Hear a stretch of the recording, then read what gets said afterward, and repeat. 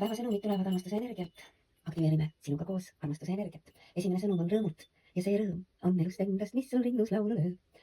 Rõõm on see armastus oma elu osas, oma elu suhtes, mis toob hinge rõõmu igasse su tegevusse. Järgmine sõnum on integrity ja integrityt tuua eesti keelde, mille otsevaste tõlkes antakse meile terviklikkus. Kohe on meie jaoks error, see ei ole terviklikkus selles mõistes, mida praegune kolmandasageduslik olend mõistab. Järgmine sõna siia kõrvale tuli kohe raamat tõelisus ja edasi juba täiesti uus eesti keel, eks ju, nagu sa oled aru saanud, on ta pigem ühisuse sidusus.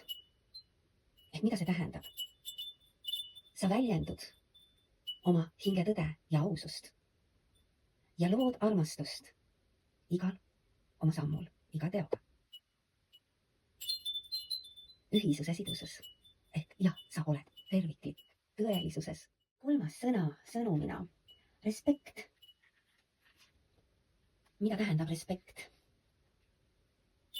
See lugupidamine, see hooliv, austav suhtumine ja suhtlemine. See on see, kui sa hindad igaühe ainulaadsust, erilisust ja tema ainulaadset armastuse teekonda. Ehk sa väärtustad enda oma ja saad aru sellest, et igal ühel meist on täiesti eriline, ainukordne teekond armastuseni.